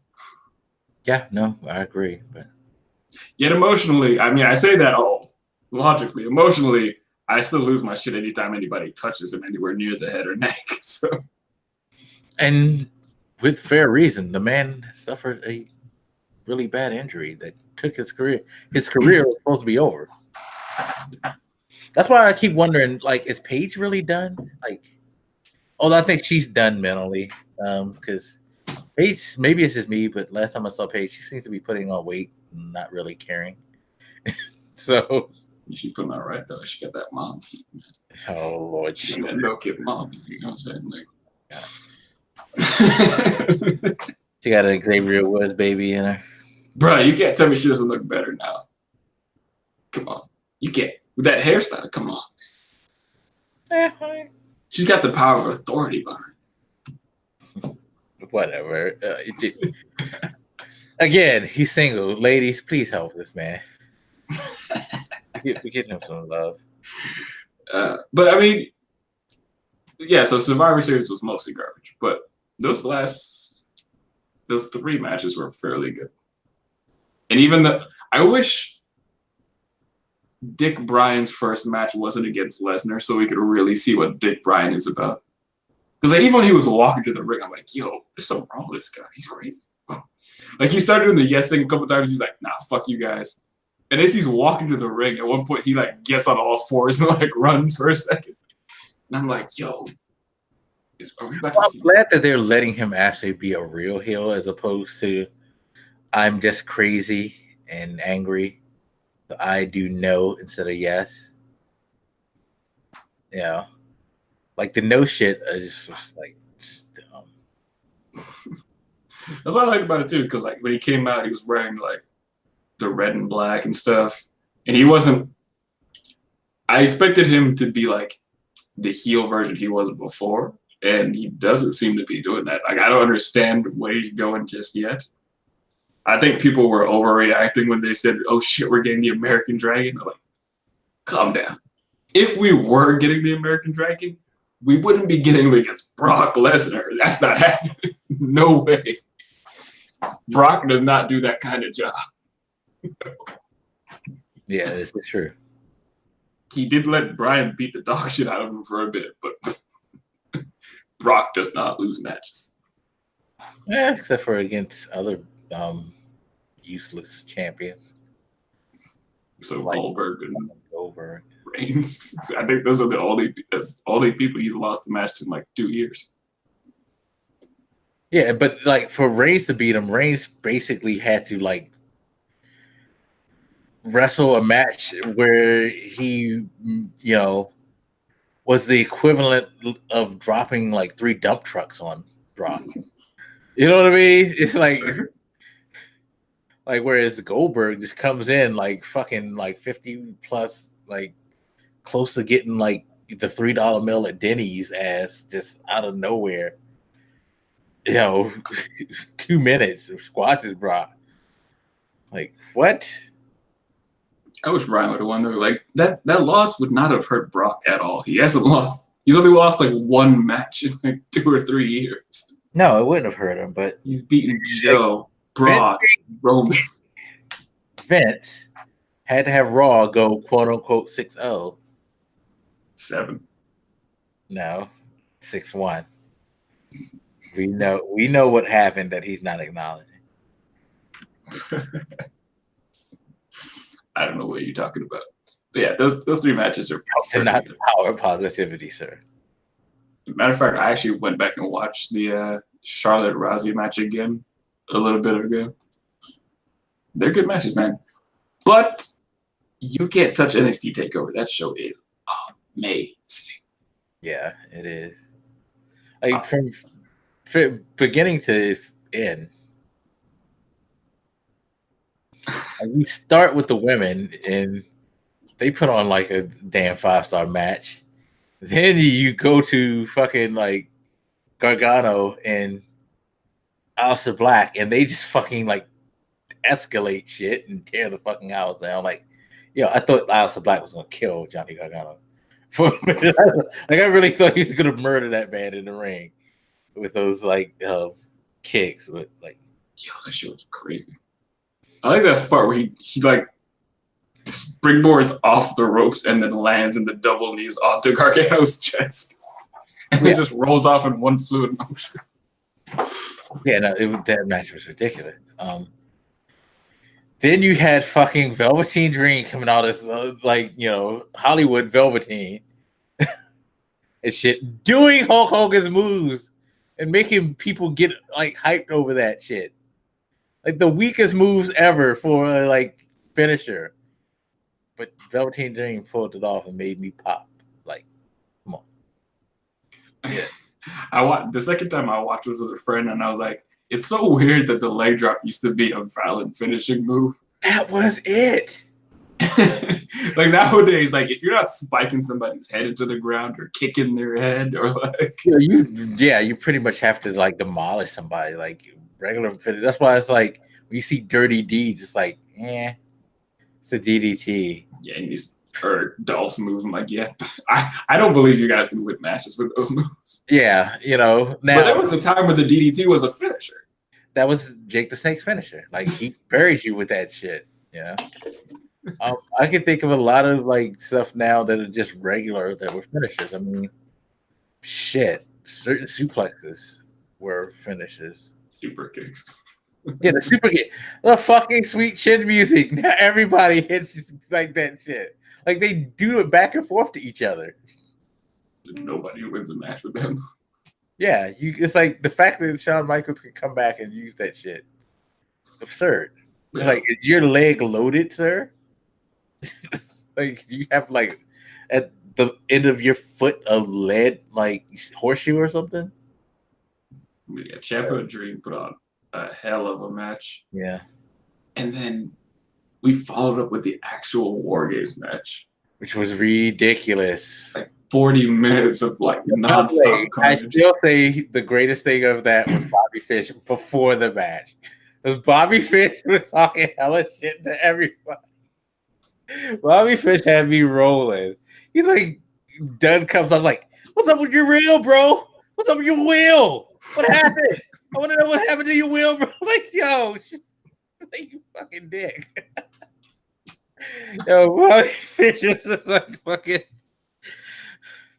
Oh my god, he was ridiculous. They were all fucking. It was just insane.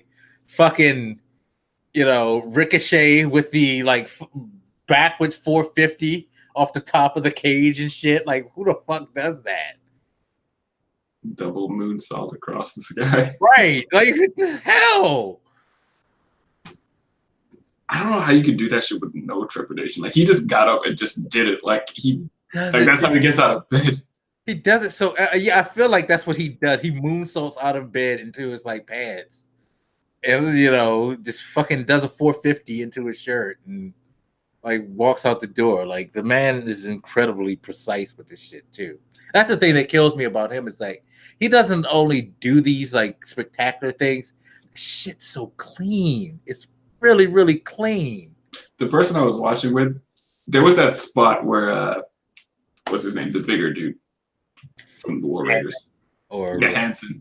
He's on his hands and knees. And fucking Ricochet comes and does a shooting star off his back. Press off a man's back. Who the fuck does and that? They hit me up and they were like, how is he so precise with this? I'm like, that's fair. Like, that shit is crazy. He's always spot on. Yeah, like that thing was like flawless. It was like they practiced it, and they didn't practice it. He's like, bro, get out. All right. This dude's a freak of nature. I remember when we were watching it, like I kept messaging you, like I almost missed WWE's standard of having a piss break match because I need some emotional time to like settle back down before you lift me back up. Because NXT TakeOver show is just constant. That's why, shout out to Mauro Ranallo, sir. You were fucking amazing. Like, this dude was all over the place with his commentary, like, and it just made it even better. Like, his reactions were like, it was like he knew how we felt. He was like us, the holy bleep. Like, he paused, like he was about. I think he really was about to say holy shit, and then he paused and bleep. I feel like I probably said that move. They should have just let him curse because that move was fucking crazy. Like, I've never seen anything like that. Yeah, he was just like going on like Mama effing Mia, like all that shit. It's like, yo, this man is just gold on the mic, and it's just making it perfect because the matches matched his enthusiasm. It's like, yo, and then you got Dick fucking Nigel here. It's like, yo, it was a perfect show. Like, I don't know why I watch any WWE product outside of NXT, NXT UK, and honestly, 205 Live.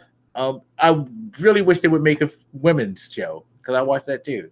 But Raw, and I can watch SmackDown. SmackDown, I can give the benefit of the doubt most nights. But Raw, no. I see a lot of people say like, Morrow is too excitable or his energy is too high, and I see that criticism, but I think the reason they feel that way is because the NXT shows are just so good and there's so much to be excited for. They're probably not used to hearing an announcer have to keep that energy level because, and no offense to the dudes on the main roster, but there isn't usually that much happening. All offense to them.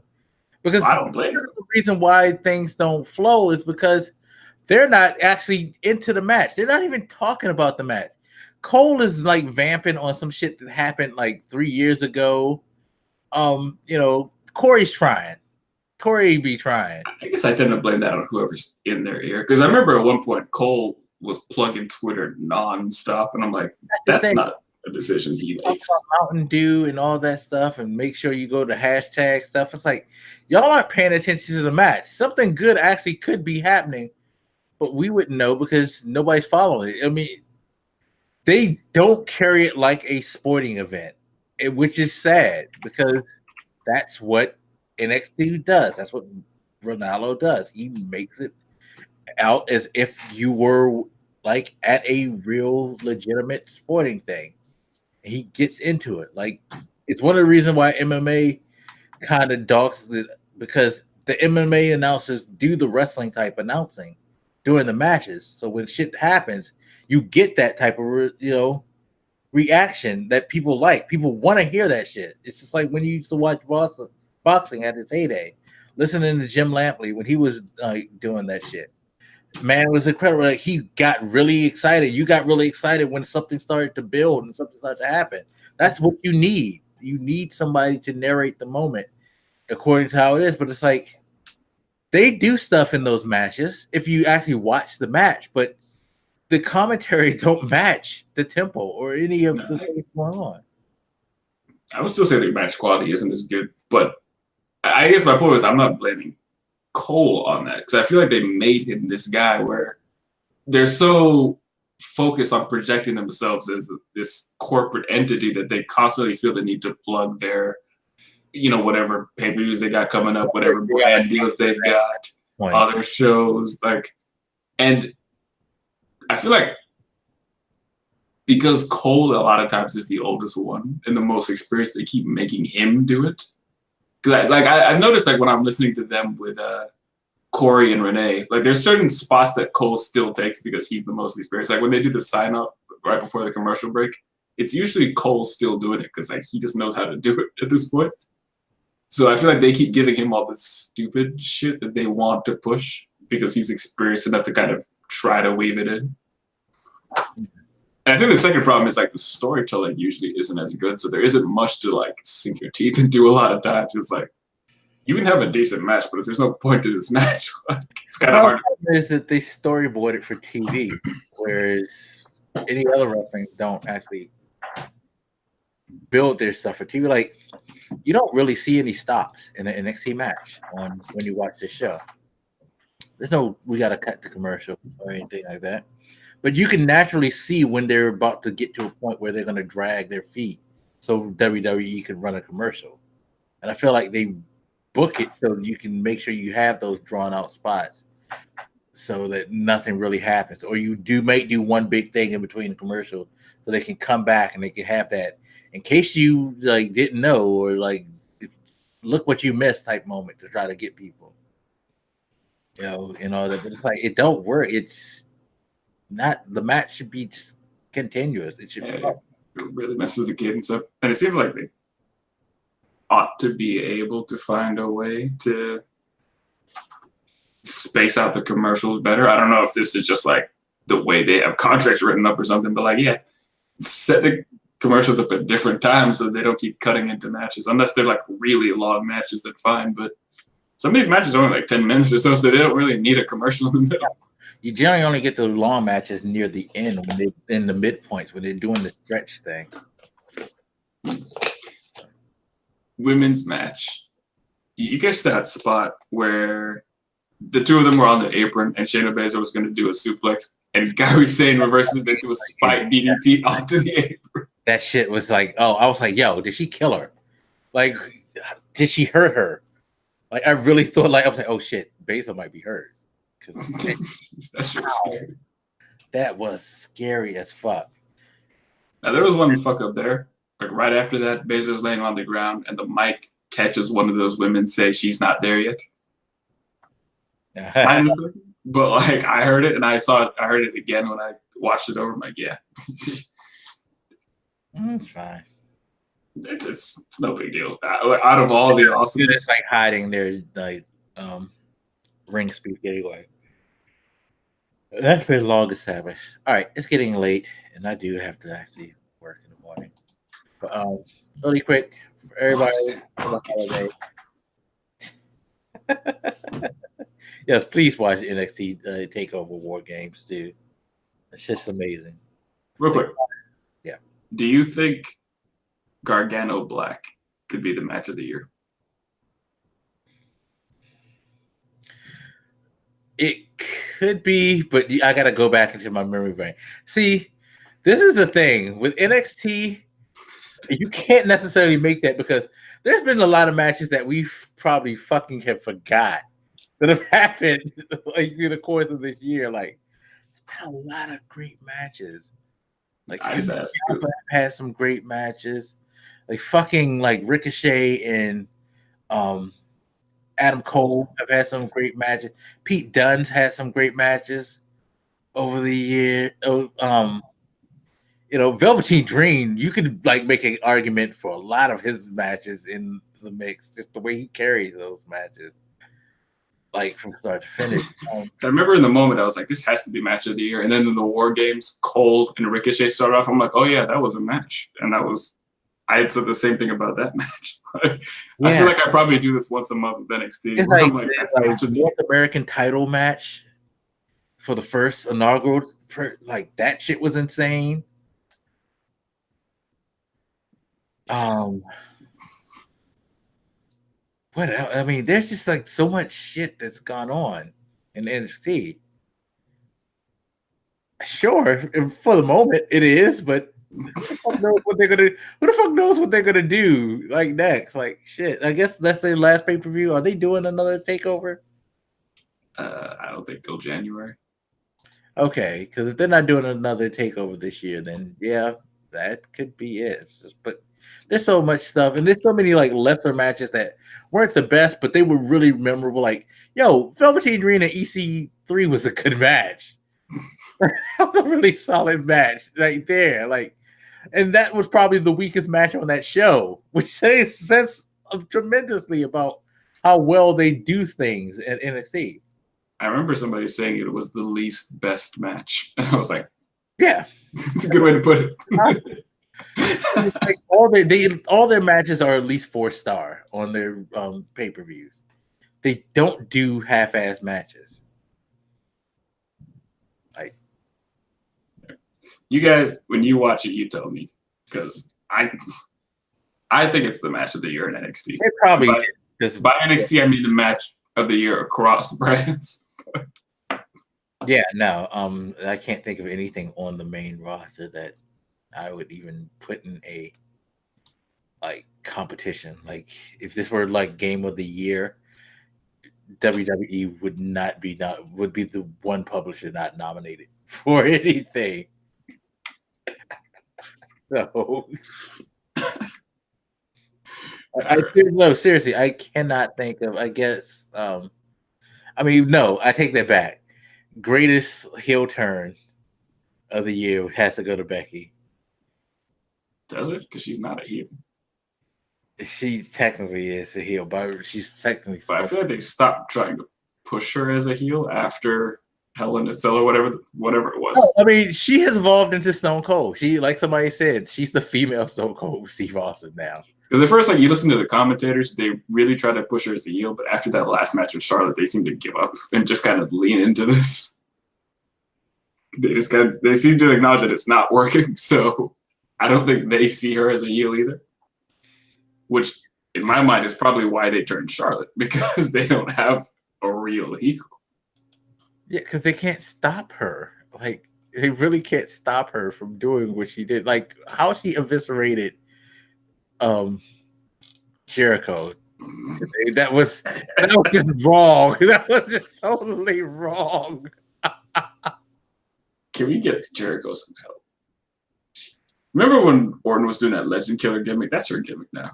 Because first of all, she shot on Edge on his own show. Yo, this is the whole Jericho thing. Let us like regale people. So, all right. It started off with Jericho saying congrats to WWE for making women's wrestling the hottest thing in WWE. Who's headlining WrestleMania? And then he like put Becky Lynch, he tagged Becky Lynch, Ronda Rousey, and then he like hashtag Nia Charlotte. And then she was like, no, that was me. Basically saying, no, I made it the hottest thing. So Jericho, not one to like, shy away from making a quip, he comes back, yes, for sure, with an assist from Nia Jax for breaking your face, of course. Okay? So, this is where Chris Jericho died today, people. Chris Jericho no longer exists on the earth. So, she replies back, yeah, that sucker punch drew blood for sure. Little known fact, though, I actually got the concussion from trying to listen to your quote-unquote album. And the world fell apart. You got Bully Ray out there, like, just perpetuating shit. Iron Sheik replied back. He was like, this is the shoot or the work. Either way, I would be happy. Like, Iron Sheik's loving it. He doesn't care. He's just like, she's got Iron Sheik all in. Everybody's all in on her. Like, Jericho has like not responded. Like, he better shut his fucking mouth. I would never respond to that. Like, they actually got a tweet of Jericho after he got knocked out doing his show, like with the mic in his mouth. Like, everybody just like, yo, Jericho's just dead. He's like, I'm like, yo, that was perfect. What could you possibly say to that? Like, shut your mouth. Yeah, like, it's okay. You just like buried my music career. Don't perpetuate your problems, bro. You don't need this. It's not isolated. She's out here like, now that she can't wrestle for a minute, she's out here dicking out everybody. No, she's dicking everybody. Like, Ronda tweets, "This isn't over" about the match, and then Becky replies back, "Want some avocado toast? Make me feel better." Like, she's just like fucking teasing her. Like, I'm not sure. Like, he just tweeted a few hours ago, like, "Hey, laddies, Ronnie likes her own tweets. Pass it on." And then shows pictures of Ronda Rousey liking her own tweets. Right. She's just like, yo. I thought about responding to that fucking Jericho one. I'm like, well, what if she does me though? Yeah, like, what if she I don't want the problem. Like, I'm sending you this one that she did. Like, she's fucking cruel. Let me let you see it first, and then we'll tell the people. Then we'll say goodnight because it's almost 11:30.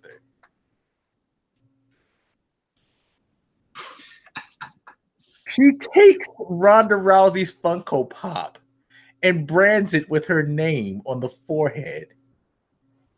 And then she says, just so people know who owns you if you get lost. And then that's Bro. And she sends that to Ronda Rousey. I love this image right at the bottom where it's her holding all of the belts on the main roster. Because I could see it happening. Like, yeah, let her hold all the belts. Just beat everybody. Like, knock off everybody one on one. Just let her take them all. Just fuck it. Give them all to her. Let her run the show. But yes, like you said, we gotta get off. But watch that shit. If you watch Survivor Series, just watch those 3 matches I mentioned, because I would say the rest of it is worthless garbage.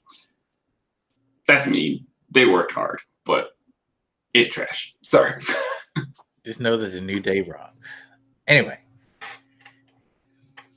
So, you guys, have a good holiday. Have a safe holiday. Eat well. Be merry. All that. Whatever you're doing, just make sure that you're like enjoying yourself. Even if you're just staying home to sleep because it's a day off. Hey, but happy Thanksgiving to you guys. Got any parting words for the people?